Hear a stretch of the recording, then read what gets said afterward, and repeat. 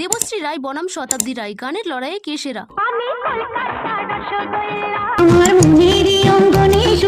আজকে আমরা দেখব এই দুই অভিনেত্রীর ক্যারিয়ারের সেরা 3টি করে জনপ্রিয় সুপারহিট গানগুলি।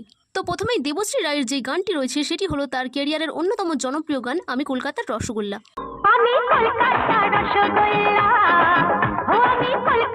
অন্যদিকে শতাব্দী রায়ের যে গানটি রয়েছে সেটি হলো তার ক্যারিয়ারের অন্যতম জনপ্রিয় গান ফুল কেন লাল হয়।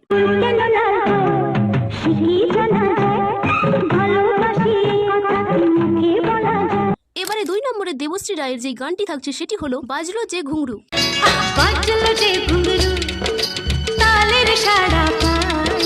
অন্যদিকে 2 নম্বরে শতাব্দী রায়ের যে গানটি থাকছে সেটি হলো আমার মনেরই অঙ্গনে।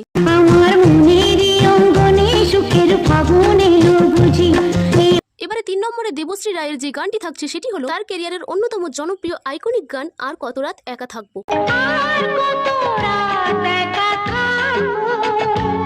এবারে 3 নম্বরে শতাব্দী রায়ের যে গানটি থাকছে সেটি হলো আকাশের চাঁদ মাটির বুকেতে।